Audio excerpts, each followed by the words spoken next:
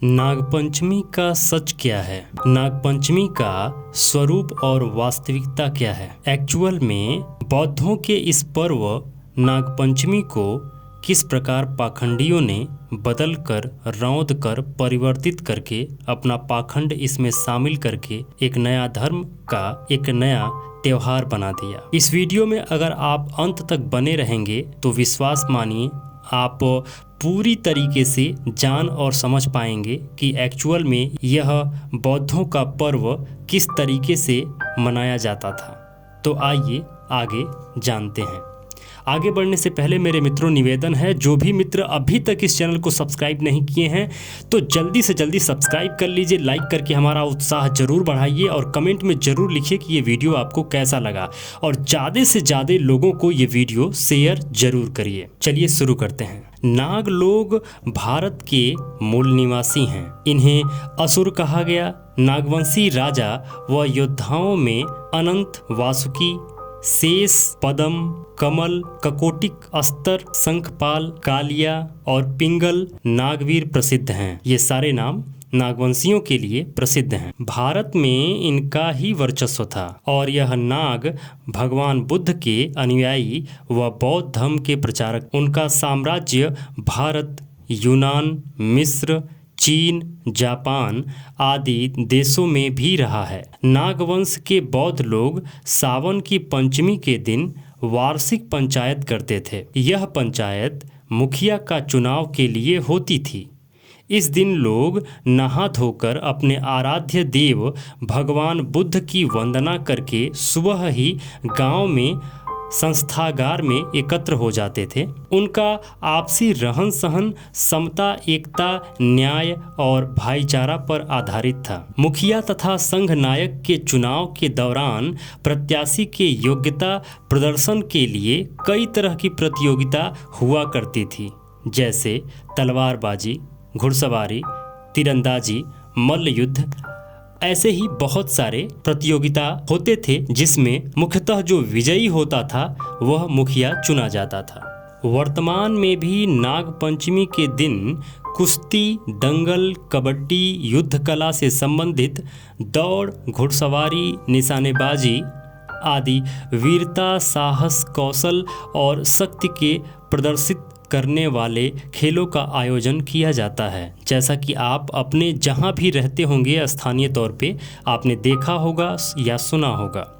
इसलिए नागपंचमी नागों द्वारा चयन किया गया वही दिन है जिस दिन वह अपने सेनापति, मुखिया और किसी श्रेष्ठ पद का चुनाव करते थे। वार्षिक बैठक किया करते थे इसी दिन, नागपंचमी वाले दिन। यह दिन नागवंश के लिए केवल परंपरा और पराक्रम और वीरता दिखाने का ही नहीं था, बल्कि इस दिन का महत्व धार्मिक श्रद्धा और समर्पण की दृष्टि से और भी अधिक था, क्योंकि इसी दिन आर्य राजा परीक्षित व जन्मेजय द्वारा असंख्य नागों को आग में झोंककर मार डाला गया था। इससे आर्य व अनार्यों में संघर्ष बढ़ गए। तभी से नागों को गुमराह करके उनके क्रोध को शांत करने के लिए उनके नाम की पूजा प्रारंभ की गई। यह दिन उन्हीं नागों की स्मृति में मनाया जाता है। नागवंश की स्त्रियां इसी दिन को नदी, तालाब के किनारे जाकर स्नान कर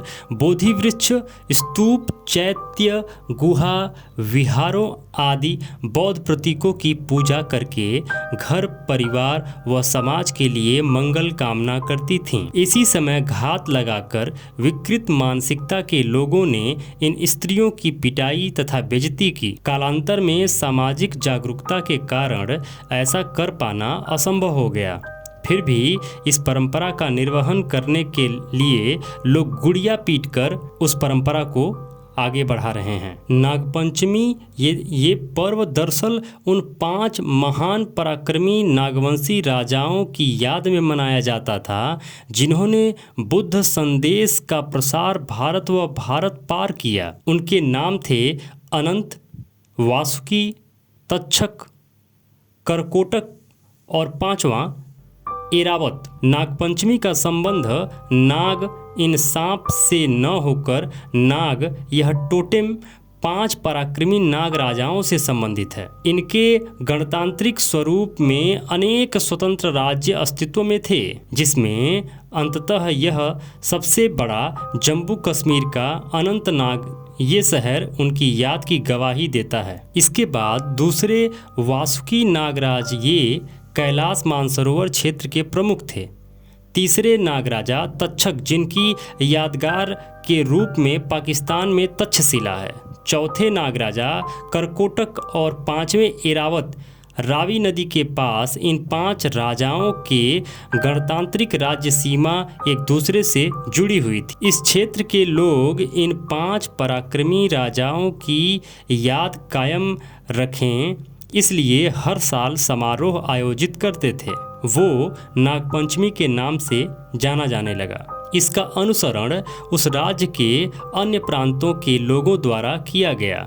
इस तरह नागपंचमी का समारोह पूरे देश में मनाया जाने लगा। आर्यों ने अपना वर्चस्व कायम रखने नागराजा को सांप में परिवर्तित कर दिया। नागराजा के इस पुरामिथकीय सच को ऐतिहासिक रिसर्च की अपेक्षा है। सभी समाज अपने सामाजिक विरासत को लेकर गौरवान्वित होते हैं, ऐतिहासिक रिसर्च की व्यवस्था करते हैं ताकि वे अपने गौरवपूर्ण इतिहास का संरक्षण कर सकें। हम इस दिशा में न सिर्फ पिछड़े हुए हैं बल्कि उधार के ऋषियों से स्वयं को महिमा मंडित कर रहे हैं। ये हमारे लिए घातक है। नागपंचमी अब सांपों की पंचमी हो गई है।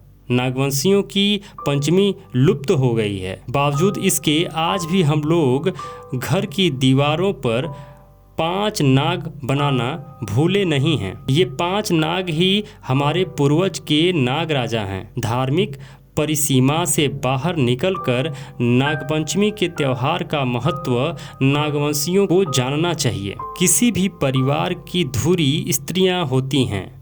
नाग परिवारों की धुरी भी स्त्रियां ही थीं। इन्हीं स्त्रियों में एक नाम नागनिका था। नागनिका वह पहली स्त्री थी जिसे इतिहास में पहली रानी होने का गौरव प्राप्त है। नागनिका नाग प्लस निका, जिसमें नाग का अर्थ सांप नहीं बल्कि नाग वंश से है। निका स्त्रीलिंग है जिसका पुल्लिंग निक है। निक का अर्थ सौम्य, सुकोमल, गोल मटोल, सुडौल, सीलवान, शुद्ध, निर्मल, प्रांजल आदि होता है। उसी प्रकार निका या निका को सौम्या, छरहरी व सीलवती, शुद्धा, निर्मला, प्रांजला आदि अर्थों से समझना चाहिए। अब आगे देखिए, ब्राह्मण ग्रंथों में शूद्र के सबसे बड़े पुत्र को शैशव काल में गंगा दान, जिंदा गंगा नदी में बहाकर मार डालना का जो विधान बनाया गया है, आपको ये पता है कि नहीं पता है? मैं आपको क्लियर कर दूं कि प्राचीन काल में जब भारत, जिसे कहते हैं कि राम राज्य जब आया था, तो उस समय में ब्राह्मण ग्रंथों के अनुसार या फिर वह परंपरा क्या थी कि किसी भी शूद्र का जो सबसे बड़ा पुत्र पैदा होगा उसको पैदा होते ही जिंदा गंगा नदी में बहाकर मार डाला जाएगा। यह ब्राह्मणों का रीति और रिवाज था जिससे भारत के मूल निवासी ग्रसित रहे। वह बड़े पुत्र की धम्म दीक्षा से रोकने के उद्देश्य से ही किया गया है। न रहेगा बांस न बजेगी बांसुरी। सबसे बड़ा पुत्र ही नहीं रहेगा तो धम्म दीक्षा कौन लेगा? जब परिवार में कोई भी व्यक्ति धम्म दीक्षा नहीं लेगा तो वह पूरा परिवार ब्राह्मणवाद के जाल में बड़ी आसानी से फंस जाएगा। ऐसा बुद्ध के क्रांति के विरोध में ब्राह्मणों ने प्रतिक्रांति के रूप में किया। यह वह समय था जब किसी भी मूल निवासी, किसी भी नागवंशी, किसी भी शूद्र जिनको ये बोलते हैं के घर अगर कोई बड़ा पुत्र पैदा होता था तो उस समय गंगा नदी में उस बच्चे को बहाकर मार डाला जाता था। नागपंचमी की सच्चाई को जानने हेतु सबसे पहले भारत की भाषा और उस भाषा अनुसार इसका अर्थ को जानना चाहिए, तभी नागपंचमी के समीप हम और आप पहुंच सकते हैं। भारत की भाषा पाली थी जिस अनुसार नाग पंचमी का शुद्ध नाम नाग पंचमी होता है। नाग यानी श्रेष्ठ बलशाली, और पंचमी यानी 5 1500 वर्ष वाली समृद्धशाली और विश्व गुरु वाले भारत में जनपद या बड़े साम्राज्य का शासक वर्ग अपनी पीढ़ी दर पीढ़ी वाली राजतंत्र को एक नाम वाली पहचान बनाने हेतु अपने वंश का नाम देते थे। उसी वंश नाम में एक वंश नागवंश का मिलता है, जिस नागवंश की आज पंच पीढ़ी ने धर्म की रक्षा जबरदस्त तरीके से किया। आइए उस भारत, उस गौरवशाली, उस विश्व गुरु भारत के जैसा नागपंचमी हम फिर से मनाना शुरू करें। अपने इस पर्व को हम फिर से याद करें और मनाना शुरू करें। आइए उस पुरानी परंपरा जैसी आप भी शील सदाचार वाली परंपरा को जीवित करने हेतु बलशाली बने, शक्तिशाली बने, श्रेष्ठ बने। नागों की इस परंपरा का निर्वहन करें, उस महान भारत की परंपरा का निर्वहन करें। नागपंचमी मूल निवासियों का पर्व है, इसे खुशहाली से मनाएं और भारत को पुनः बुद्धमय बनाने में सहयोग करें। एक दूसरे को बधाई दें और हर्षोल्लास के साथ यह पर्व जरूर मनाएं।